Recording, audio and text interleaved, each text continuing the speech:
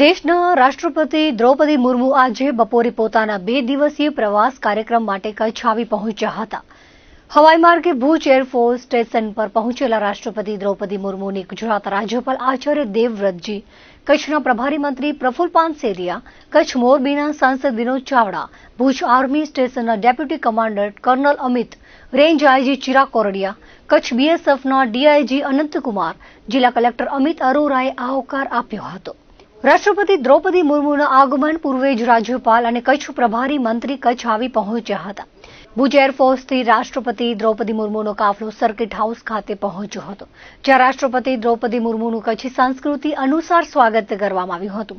રાષ્ટ્રપતિ દ્રૌપદી મુર્મુએ તજજ્ઞ પાક શાસ્ત્રીઓ દ્વારા તૈયાર કરવામાં આવેલ કચ્છી ભોજનનો આસ્વાદ માણ્યો હતો. રાષ્ટ્રપતિને બાજરાનો રોટલો, વિવિધ મિલેટ વ્યંજનો, કચ્છી મીઠાઈ ઉપરાંત ઓરિસ્સાના પાક શાસ્ત્રી દ્વારા તૈયાર કરાયેલા પૂર્વ ભારતીય વ્યંજનો પીરસાયા હતા.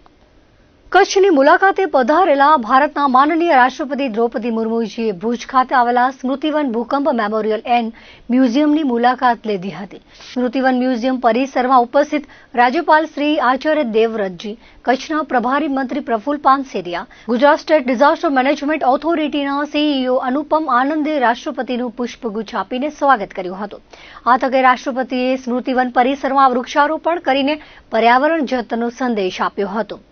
રાષ્ટ્રપતિએ સ્મૃતિવન મેમોરિયલની વિવિધ ગેલેરીઓ નિહાળી હતી, જેમાં જીવનની ઉત્પત્તિ અને માનવ જીવનનો ક્રમિક વિકાસ સાથે ભૂકંપ જેવી આપદાઓ અંગે જાણકારી મેળવી હતી.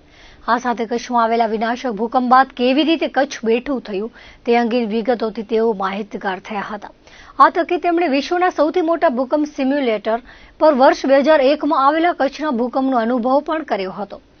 ધીરજ, અવિરત હિંમતની માનવ કથાઓ તેમજ ભૂકંપના સાક્ષી લોકોના સંસ્મરણોના વિડીયો પણ રાષ્ટ્રપતિ દ્રૌપદી મુર્મુજીએ નિહાળ્યા હતા. આ તકે રાષ્ટ્રપતિએ આશાનું ગીત રજૂ કરનારા કચ્છના કલાકારોને પ્રોત્સાહિત કર્યા હતા. આ મુલાકાત દરમિયાન રાષ્ટ્રપતિની સાથે ગુજરાત રાજ્યના રાજ્યપાલ આચાર્ય દેવવ્રતજી, કચ્છ જિલ્લાના પ્રભારી મંત્રી પ્રફુલ્લ પાનસેરિયા, કચ્છ જિલ્લા કલેક્ટર અમિત અરોરા, નાયબ કલેક્ટર અનિલ જાદવ અને ભગીરથસિંહ ઝાલા તેમજ નાયબ પોલીસ અધિક્ષક એમ.જે. ક્રિશ્ચિયન સહિતના અધિકારીઓ જોડાયા હતા. નલિયા માંડવી હાઈવે રોડ પર ડુમરા નજીક અકસ્માત સર્જાયો હતો, જેમાં 20 વર્ષીય પરેશ કોહલી બાઇક લઈને જતો હતો, ત્યારે આરોપી કારના ચાલકે પૂરઝડપે ગાડી ચલાવી બાઇકને ટક્કર મારી હતી, જેમાં તેને ગંભીર ઈજાઓ થવાના કારણે યુવાનનું મોત થયું હતું, જેથી ગાડીના ચાલક અબડાસાના ચાંગડાઈના અરવિંદ ગઢવી સામે નલિયા પોલીસ મથકે ફરિયાદ દાખલ કરવામાં આવી હતી. તો કંડલામાં સિક્યુરિટી ગાર્ડ રાઉન્ડ મારવા નીકળ્યા હતા અને ચક્કર આવતા પડી જવાના કારણે ઈજાઓ થતા મોત થયું હતું. અવધ કિશોર મૂલચંદ દાઉનું મોત થતા કંડલા મરીન પોલીસે અકસ્માત મોતનો ગુનો નોંધી તપાસ હાથ ધરી છે.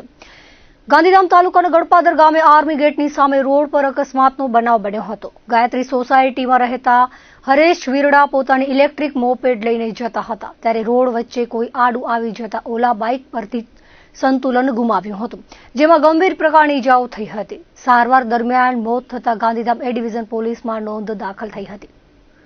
કચ્છમાં સામાન્ય રીતે રાજસ્થાન અને હરિયાણાથી દારૂ આવતો હોય છે, પરંતુ મુંબઈથી ગાંધીધામ આવતો વિક્રમજનક બિયરનો જથ્થો ઝડપાયો હતો. કુલ 52,537 બિયરના ટીન કબજે કરવામાં આવ્યા છે. ગાંધીધામમાં રહેતા જયરાજ સિસોઢાએ પોતાના ટ્રેલરમાં માલ મંગાવ્યો હતો. પાનદ્રોના ડ્રાઈવરની અટક કરાઈ હતી. મુંબઈમાં પોર્ટ પરથી શિપિંગ કન્ટેનર લોડ કરી અપાયું હતું, જેથી બંદર પર બિયરનો જથ્થો આયાત થયાનું માનવામાં આવે છે. રસ્તામાં ચેકિંગથી બચવા મુંબઈથી મુન્દ્રા પોર્ટની ફાઇબરની હેરફેરની બિલ્ટી બનાવાઈ હતી. ફાઇબરની આડમાં બિયર લઈ અવાતો હતો. ગાંધીધામમાં કોઈને આપવાનો હતો કે પછી અહીંથી પણ નિકાસ કરવાનો હતો તે દિશામાં તપાસ થાય તો રહસ્ય ખુલે તેમ છે. આ બાબતે મળતી વિગતો મુજબ એસએમસીની ટીમ પેટ્રોલિંગમાં હતી, ત્યારે વડોદરાથી સુરત આવતા રોડ પર શિપિંગ કન્ટેનર ટ્રેલરને અટકાવાયું હતું. તેની તપાસ કરતા તેમાં દારૂ મળી આવ્યો હતો. લખપતના પાણદ્રોમાં રહેતા ડ્રાઈવર ગણપતસિંહ રાઠોડની અટક કરવામાં આવી હતી. કન્ટેનરમાંથી અંગ્રેજી દારૂની પેટીઓ મળી આવી હતી, જેમાં કિંગફિશર, અલ્ટ્રામેક્સ, પ્રીમિયમ સ્ટોક બિયરના 35,154 ટીન, કિંમત ₹44,99,712નો મુદ્દામાલ મળી આવ્યો હતો. આ ઉપરાંત કિંગફિશર એક્સ્ટ્રા સ્ટ્રોંગ પ્રીમિયર બિયરના 4,608 ટીન કિંમત ₹5,89,824 તેમજ Tuborg premium supreme Danish બિયરના 12,775 ટીન કિંમત ₹16,35,200નો મુદ્દામાલ મળી આવ્યો હતો. કુલ 2,115 બિયરની પેટી અને છૂટક ટીન મળી 52,537 બિયરના ટીન કિંમત ₹67,24,736નો મુદ્દામાલ એસએમસી દ્વારા કબજે કરાયો હતો. ગાડીમાં કાગળો તપાસતા મુંબઈથી મુન્દ્રા પોર્ટની સિન્થેટિક ફાઇબરના બિલની બિલ્ટી અને ઇનવોઇસ મળી આવ્યા હતા, પરંતુ ગાડીમાં દારૂ ભરેલો હતો. 35 લાખના ટ્રેલર સાથે ડ્રાઈવરની ધરપકડ કરવામાં આવી હતી. રાજ્યના સૌથી વિશાળ અને ભારત પાકિસ્તાનની સંવેદનશીલ આંતરરાષ્ટ્રીય સરહદ ધરાવતા કચ્છ જિલ્લામાં વધુ બોગસ હોય તેમ ફરી એકવાર બોગસ લાયસન્સ કૌભાંડનો પર્દાફાશ થયો છે. અબડાસાના વાગોઠમાં આવેલી સિમેન્ટની કંપનીના ટ્રકના ચાલકો પાસે કોઈ પણ જાતની પરીક્ષા વગર હેવી લાયસન્સ હોવાનું સામે આવ્યું છે, જેથી ફરિયાદ નોંધાઈ છે. આ અંગેની વિગતો મુજબ પોલીસને બાતમી મળી હતી કે અલ્ટ્રાટેક સિમેન્ટ કંપનીમાં ચાલતા ટ્રકના ચાલકો પૈકી અમુક ટ્રક ચાલકો પાસે શંકાસ્પદ હેવી ડ્રાઇવિંગ લાયસન્સ છે, જેથી વાગોઠ ચેકપોસ્ટ પાસે તેઓને બોલાવી ડ્રાઇવિંગ લાયસન્સ ચકાસવામાં આવ્યા હતા. 14 ચાલકોના ડ્રાઇવિંગ લાયસન્સ નંબર અને જન્મ તારીખથી એમ પરિવહન પોર્ટલ પર ચકાસવામાં આવ્યા હતા, જેમાં પૂછપરછમાં જાણવા મળ્યું હતું કે તેઓએ કોઈ પણ જાતની પરીક્ષા આપી નથી અને આરટીઓ કચેરી ગયા નથી, છતાં તેઓ પાસે આરટીઓ લાયસન્સ આવી ગયા હતા. 14 ડ્રાઈવરોની અલગ અલગ પૂછપરછ કરવામાં આવી હતી. તેઓ પાસેથી બોગસ લાયસન્સ કબજે કરવામાં આવ્યા હતા અને આરટીઓ અધિકારીને યાદી પાઠવી ખરાઈ કરવા માટે જણાવતા વિસંગતતા જણાઈ હતી. અન્ય વ્યક્તિના ડ્રાઇવિંગ લાયસન્સના નંબર મેળવી તેમાં ફોટો બદલાવી લાયસન્સની અવધિ વધારી બોગસ રીતે ઇસ્યુ કરવામાં આવ્યા હતા. તમામ લાયસન્સ એકબીજાનો સંપર્ક કરી બનાવવામાં આવ્યા હતા. આ લાયસન્સ બનાવવાના કૌભાંડનો મુખ્ય સૂત્રધાર પિન્ટુ છે, જેણે લાયસન્સ બનાવવા માટે ગૂગલ પેથી રૂપિયા પણ લીધા છે. આ પિન્ટુએ આરટીઓ અધિકારીની ખોટી સહી ખોટા ડ્રાઇવિંગ લાયસન્સ ઇસ્યુ કર્યા હતા, જેથી એસઓજીએ સરકાર તરફે બોગસ લાયસન્સ બનાવવા સંદર્ભે વાયોર પોલીસ સ્ટેશનમાં ફરિયાદ નોંધાવી છે. મહત્વની બાબત એ છે કે અગાઉ નખત્રાણામાં કોમ્પ્યુટર અને પ્રિન્ટરની મદદથી બોગસ લાયસન્સ છાપવાના કૌભાંડનો પર્દાફાશ થયો હતો. તે સમયે નખત્રાણા પોલીસે કાર્યવાહી કરી હતી. આ વખતે વાગોઠમાં એસઓજીએ કાર્યવાહી કરી છે. જિલ્લામાં આરટીઓ કચેરી હોવા છતાં પોલીસ કાર્યવાહી કરે તે સૂચક માનવામાં આવે છે. કચ્છભરમાં આવા બોગસ લાયસન્સની તપાસ કરવામાં આવે તો મોટું કૌભાંડ ખુલી શકે તેમ છે. હાલમાં ભુજ શહેરમાં બિલાડીના ટોપની જેમ ખાનગી હોસ્પિટલો ખુલી રહી છે. દવાખાના કે હોસ્પિટલમાં દર્દીઓની સારવાર કરવાની હોય, પરંતુ ભુજ શહેરમાં અને આસપાસના વિસ્તારોમાં ખુલેલી હોસ્પિટલો 5 સ્ટાર હોટલને ટક્કર મારે તેવી બનાવી છે. તેવામાં થોડા મહિનાઓ અગાઉ ભુજના ઘનશ્યામનગરમાં મોટા ઉપાડે કાજાણી હોસ્પિટલ શરૂ કરવામાં આવી હતી. ખુદ ભુજના નેતાઓ હોસ્પિટલના ઉદ્ઘાટનમાં જોડાયા હતા. બાદમાં છેલ્લા મહિના ઉપરાંતના સમયથી આ હોસ્પિટલ ભેદી કારણોસર બંધ થઈ ગઈ છે અને તેમાંથી મોટા ભાગનો તબીબી સામાન પણ સગે વગે થઈ ગયો છે. બજારમાં એવી ચર્ચા છે કે મુખ્ય ડોક્ટર કાજાણી અલગ અલગ ભાગીદારો પાસેથી રૂપિયા મેળવી કરોડોનું ફૂલેકું ફેરવી ગયો છે. હોસ્પિટલમાં ડોક્ટરને પોતાનું તબીબી સર્ટિફિકેટ દર્શાવવાનું હોય છે, જે પણ બોગસ હોવાનું સામે આવ્યું છે. રૂપિયા ડૂબી જતા એક બાદ એક ભાગીદારો પોલીસમાં કાર્યવાહી માટે અરજી કરી રહ્યા છે.